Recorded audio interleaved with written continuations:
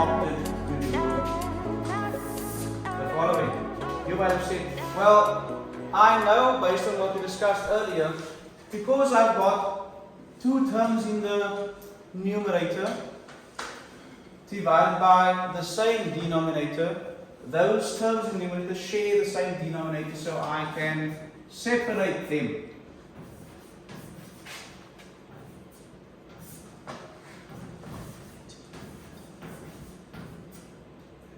Minus 12ab squared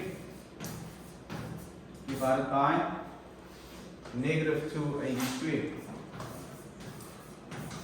Be careful here of those negative signs.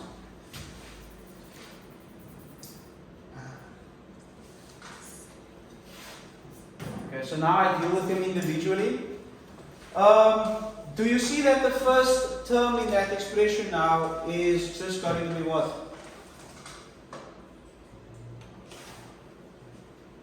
What is the simplified to?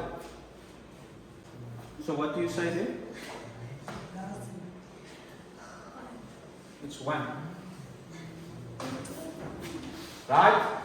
Minus, what's the answer to this? Look carefully. Minus, what's the answer to this? Negative 6. So, negative 6. You can write, of course, you'll see I'm not using brackets here. We know that we can separate the operation from the sign of the number by the way we write it, right? So we would say a negative 6 is the 6 that has that negative sort of up against the 6. That shows you that the negative is belonging to the 6, and this minus is the operation taking place between the 1 and the negative 6. Okay? In other words, it's the same as saying 1 minus that. Okay? So we are used to using the brackets. The brackets, you are clear on what you're seeing. So you know this is 1 minus minus 6. It will be 1 plus 6. Right? So that looks better. So this is 1. It's negative times negative is positive. So that does also, of course, give you an answer of 7. Now, with number 4, are you guys, is your attention still here? What's your name? Are you an apple? Are you an apple? Who are you? Siantana. I'll try to remember that.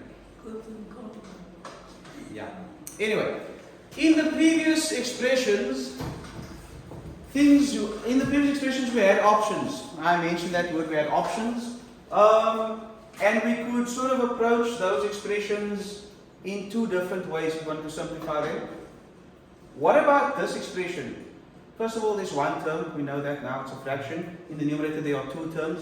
They do share the same denominator. Can I add the terms in the numerator? Yes. Can I add the terms in the numerator? Yes. Can I add them together and make them one thing? Why can I add them? Why are you saying that you can add them?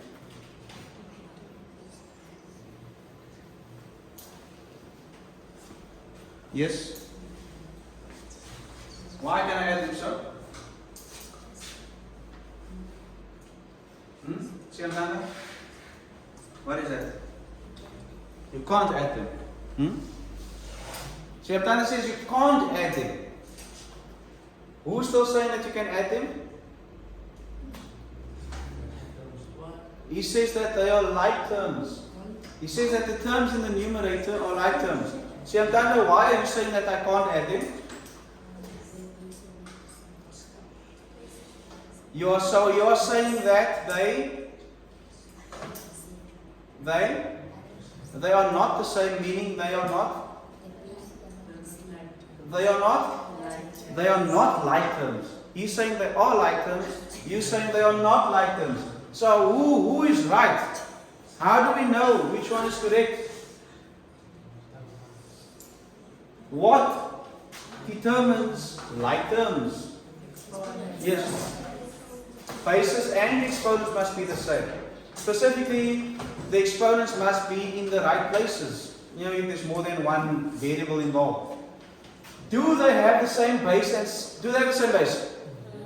Yes, they do have the same base. Do they have the same exponents? No. So are they like terms? No. So can I add them? No. Are you sure? Right? Alright, we can't add them. They're not like terms. Alright, that influences how we're going to approach this because now we don't have options anymore like we had previously. In other words, previously we could say 2 plus 8 over 2, we could say 2 plus 8 is 10, 10 divided by 2 is 5. Or we could say 2 over 2 plus 8 over 2, we could split them. Or we did not have to split them, we could just add them. What are we forced to do here now? What are we forced to do here now? In other words, what is my next step then now to simplify this expression? Can I still add the two terms in the numerator and then divide by the denominator? But you then just said no, I can't because it's not like terms. In other words, they must remain apart. So I'm forced to do what? Separate them, split them into two separate fractions, right? So I must write it now as 30 x to the power 2 divided by 5x plus 5x divided by 5x. This is an example then of, and we've been looking at them well, since we began. What do you call the type of expression that has more than, okay, let me start like this. What do you call an expression, an algebraic expression, that only consists of one term?